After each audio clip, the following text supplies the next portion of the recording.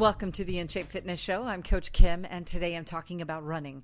I have actually been talking about running quite a bit over the last few weeks. It's marathon season in New York City, and along with the work that I do with private clients and In Shape Fitness and the writing work that I do, I am a coach for the New York City Roadrunners Club and have been for the last, 7 or 8 years, and I coach and run with just thousands of runners every year to raise money for youth programs in public schools, which is awesome since my kid is actually in public school and gets to benefit from that.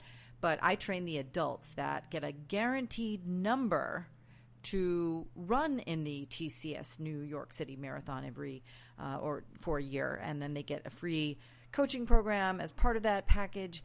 And I'm one of the coaches that works with these folks who are largely bucket list runners. So most of the people that come out and spend from basically Memorial Day through the summer and into the fall, through the month of October, and the first Sunday in November every year is Marathon Day. So we are ramping up to some of our longest runs. In fact, on Saturday morning this weekend, I will have I think we're running 18 or 19 miles, three-ish hours of running. And so my mind is on running. My body is on running. I'm exhausted like 100% of the time at this point. But it is so glorious and wonderful, the feeling of being able to cross a finish line, even if it isn't a marathon, is so inspiring.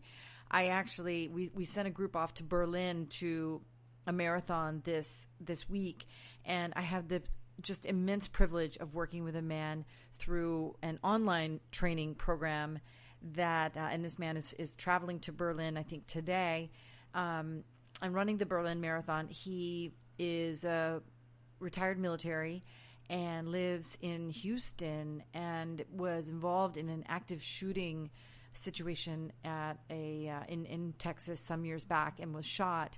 And so he has had to just grind out miles to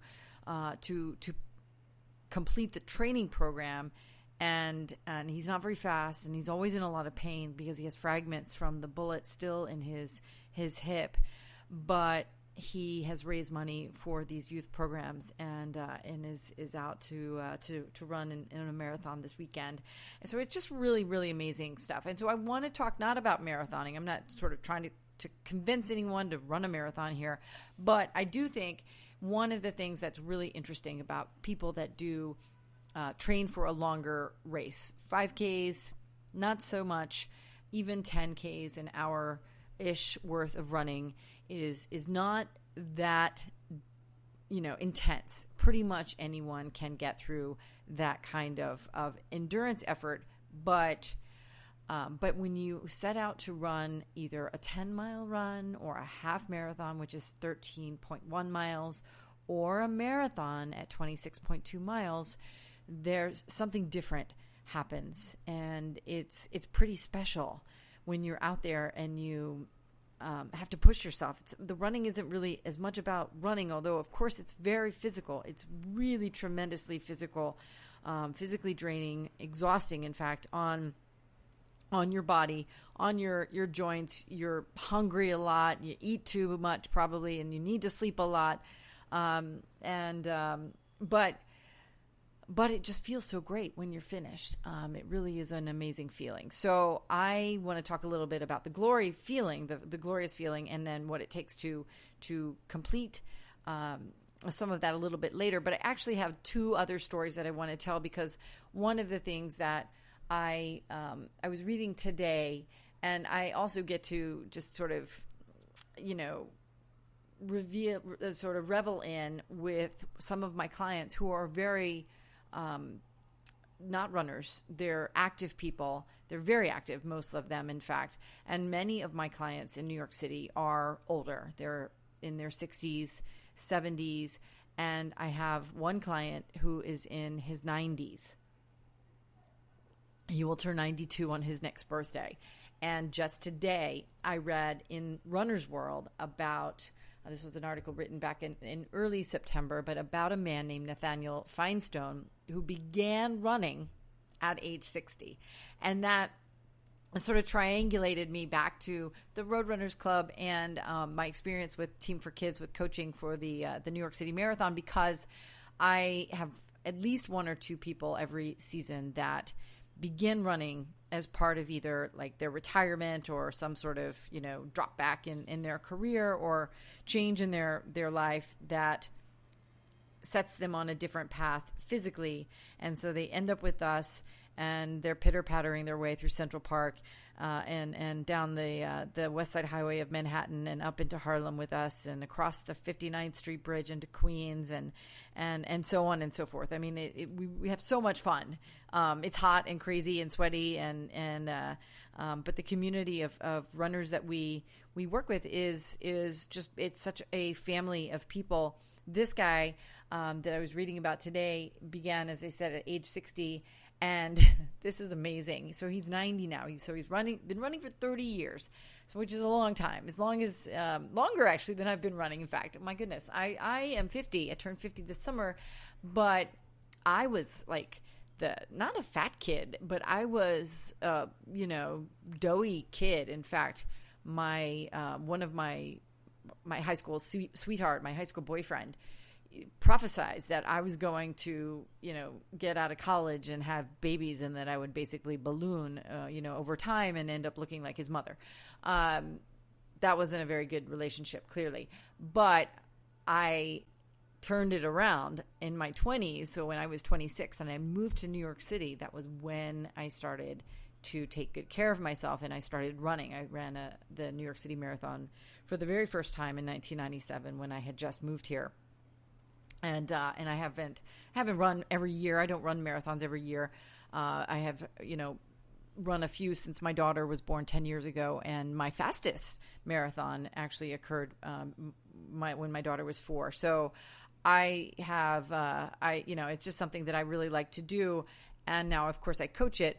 But I'm fascinated by this fact because, so he's 91. He started running at 60. And then he began to race in masters. And so he set a record.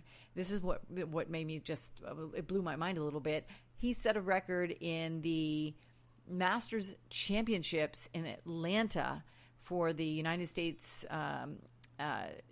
Track and Field Association, and clocked a time for a 5K at 39 minutes and 6 seconds. So he's running, a 13-minute mile in the 90 to 94 age division, set, as I said before, a record for his time. And he's completed, it says, 9 5Ks, 4 10Ks, 1 10-mile race, and 1 5-mile race. He's not running marathons, but at 90 years old, he looks good. He's having fun, and, and he's moving around. And I just love that, because getting older is not about doing less necessarily. Adapting to the way that your body is changing is really important. You can't make as many, silly decisions about the foods that you're eating, and you need proper sleep, and you need to stretch, and you need to take good care. Things like stretching and getting massages and just sort of taking care of yourself proactively or preventatively are really, really important components to our modern take on proper aging and enjoying something as crazy as recreational running, or in this case, competitive running, competitive masters running. So that was the one story. And then I always refer back to the other story, the story that everyone who's been into running for the last decade or so, I think it's been about 10 years since this book came out.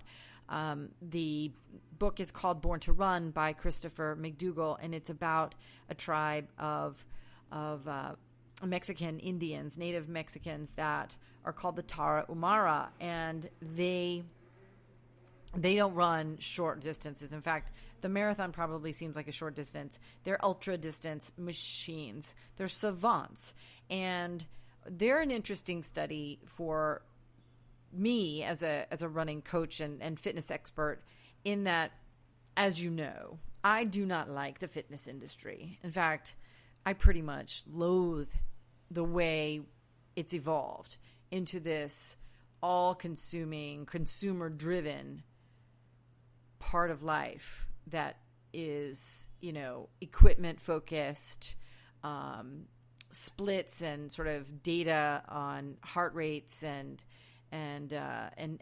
mileage and pacing and oxygen uptake and so on and so forth. Like, that part doesn't really suit my general, I don't have a laissez-faire attitude about health and fitness. I'm very, very dedicated to it and make decisions every day that align with my belief in taking good care of my body and then the bodies that I sort of oversee, all of my clients and runners and so on. But we consume fitness the same way we consume food in the United States right now. And it's not sustainable. We consume the act of running, or the sort of idea of training to run an event, often in this same sort of consumer-driven way.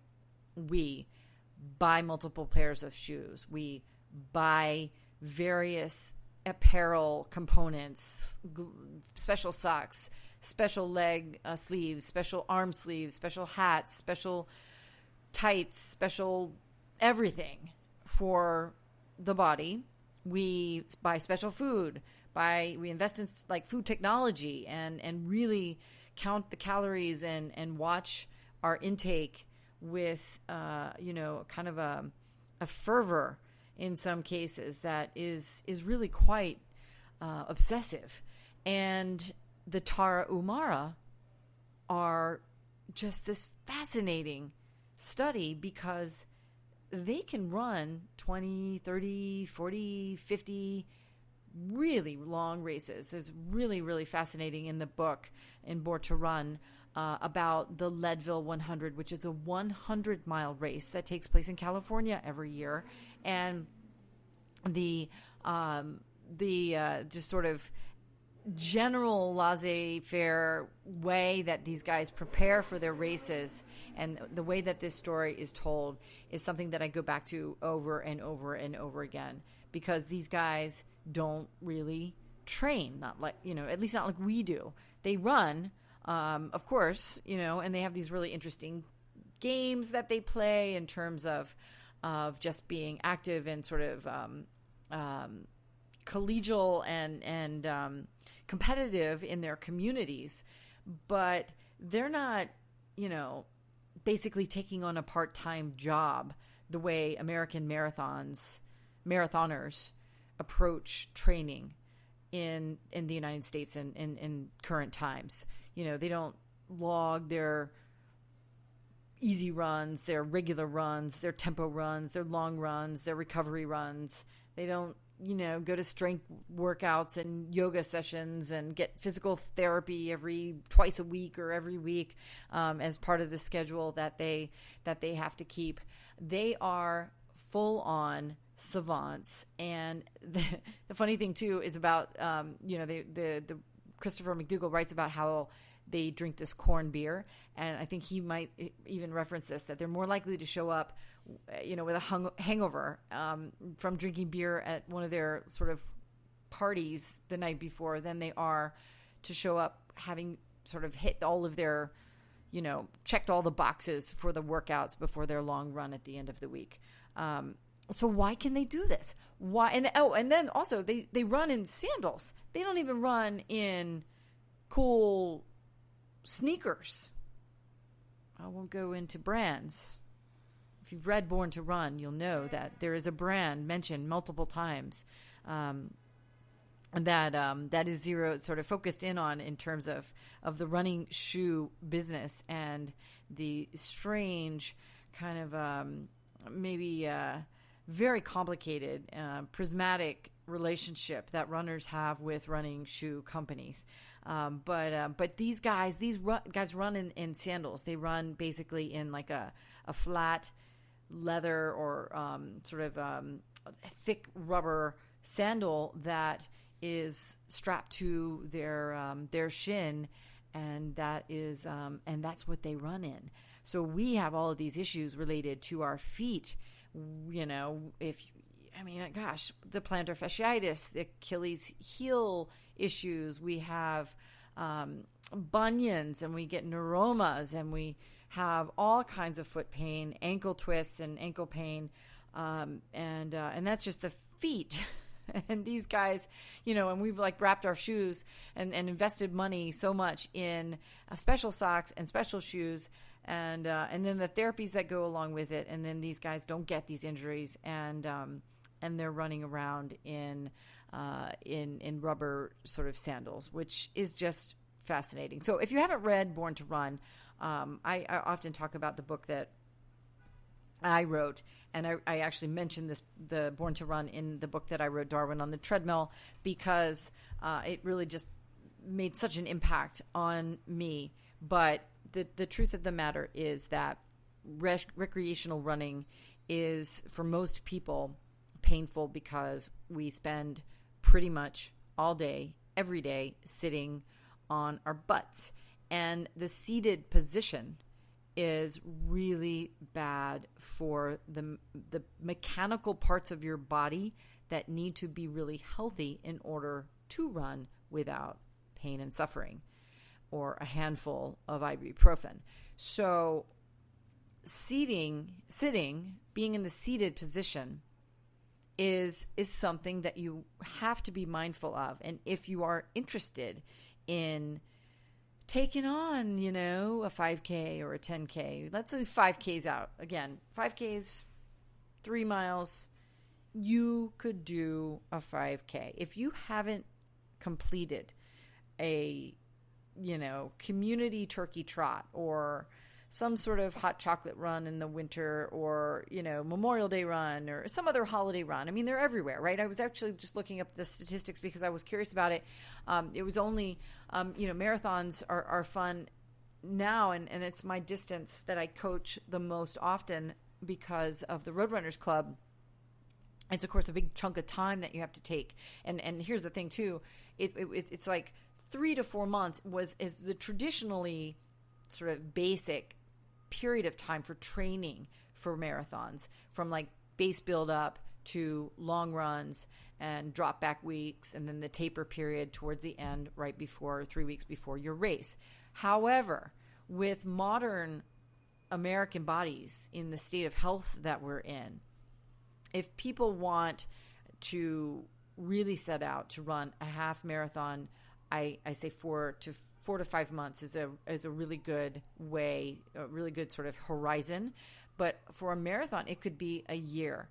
And that's not outside the scope of reality for people. So if you are thinking about an endeavor of some sort and you don't know how much time you need, get in touch with me. Get in touch with our team through bodybyInShape.com, and I'd be happy to give you a consult on just the sheer timing that might be appropriate based on your your weight and your age and gender, what you do for a living, and how much time you spend during the day seated on your butt, and and so on and so forth. We can we have a whole thing that we can do with you to give you some time. Picking a date and having a goal is a really good thing to do. And here we are. I mentioned this at the beginning, and because running is on my mind, that's why I picked this topic today. But it's in September. We're in the fall now. So the cooler temperatures have arrived, which means it's a really good time to start moving around. And if you're not a runner, but you're interested in potentially doing something, looking at the springtime of 2020, maybe in the Memorial Day time period, if you're looking for a half marathon potentially, that's a really, really solid way to put a long-term goal out there on your calendar. Put it on your calendar. Go to a website, sign up for this race, pay some money, invest in your health so that you can work your way backwards and do the little things that you need to do to prepare. And as I said, 6 months horizon for a half marathon is a really, really good solid reality for pretty much anybody. And we can help you work with that. And then if it's a full marathon, do something next year. something next fall. Sign up for it and get going, because if you are able to complete, and this will be sort of my last point, and then I'm gonna start signing off here. But if you can head out and ambulate on your legs over a period of multiple hours with an elevated heart rate, you tap into a level of pain, yes, but you get past it. We talk about this, and it's in Born to Run. I sort of yanked this out of Born to Run, and it's one of the coaching tips I give to all of my runners during an effort. When you are a multiple hour effort, either a half marathon or a marathon or longer or whatever, you will face what we call the beast, the pain. And it's sort of an undulating level of pain. It like gets worse, it gets really bad, and then you've got to make some choices. And then if you choose wisely and you're able to continue and sort of push the monster back underneath the bed kind of in your mind, like push it back into the closet of your mind and continue moving through this period of time, you get better and better and better at it. And the euphoria, so there's that pain, but there's a level of extreme sort of out of body experience that you get to when you endeavor to run a half marathon or a marathon, particularly a marathon. So I love the distances. And as I said, there is a lot that needs to go into let's not even call it the base building, just the first steps, and even some of the stability work that would go into the pre-first steps are really important, especially if you have a desk job. So get in touch with my team if you're interested. And let's just go back for a second to Mr. Finestone, to Nathaniel, who again, I mean, it just tickles me that there is even a 90 to 94 age group in the Masters Championship. So that's where I'm gonna aspire to start racing when I reach 60 years old, I think. But he is now competitive at 90 years old, and again setting a championship, a record for the US ATF in Atlanta in this last Masters event in August for a 5K time of 39 minutes and 6 seconds. And the man is 90 years old. So his discipline, this is an article in Runner's World if you want to go and Google it. He attributes his early to rise, get the run out of the way, sort of schedule in terms of his success. He sticks to really simple eating habits, and he believes that running brings him peace of mind and help him, keep faith in his body and in his life. It's a really, really great story. So it's in Runner's World. I'm Coach Kim from In Shape Fitness. I'll be back next week with another story about health and fitness, and I'll be recording a workout podcast in a couple of days as well. But get in touch with me if you have any questions. You can reach us at bodybyInShape.com. Have a great day.